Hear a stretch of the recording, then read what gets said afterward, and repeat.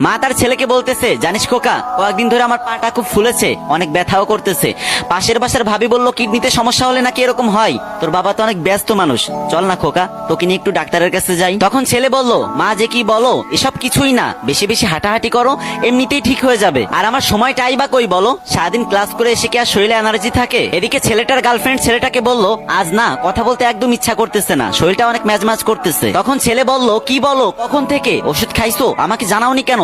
এক্ষুনি বের হও, আমি তোমাকে এখনই ডাক্তারের কাছে নিয়ে যাব। আর একদম দেরি করবে না কিন্তু, না হলে শরীরে জ্বর এসে যাবে। এদিকে শুক্রবারে মা ছেলেকে বলতেছে, আজকে তো তোর ছুটি, চল না বাজান, তোর নিয়ে একটু বাজারে যাই। প্রতিদিন বাজারের ব্যাগ টানতে টানতে আমার কোমরটা ব্যথা হয়ে গেছে, আজকে তুই আর আমি একসাথে বাজার করব। তখন ছেলে বলল, মা মাত্র একদিন ছুটি পেলাম, একটু শান্তিতেও থাকতে দিবা না? এদিকে ছেলেটার গার্লফ্রেন্ড ছেলেটাকে বলতেছে, ওই আমার কিছু জিনিসপত্র কিনা দরকার, তুমি একটু আসো তো। আর তুমি তো জানোই শপিং ব্যাগ ধরলে আমার হাতটা লাল হয়ে যায়। তখন ছেলে উত্তরে বলল, তুমি একদম চিন্তা করো না, তুমি রেডি হতে হতেই দেখবা বান্দা হাজির। আর এদিকে মা তার ছেলেকে বলতেছে, বাজান কতদিন তোর সাথে হাঁটতে বেরোই না, তুই যখন পিসি ছিলি তখন তোর পিসি পিসি আঙ্গুলগুলো দিয়ে আমার আঙ্গুল শক্ত করে ধরে রাখতি, একা একা হাঁটতেই চাইতি না, তোর হাতটা ছেড়ে দিলেই তুই কান্না করতি, মনে আছে তোর?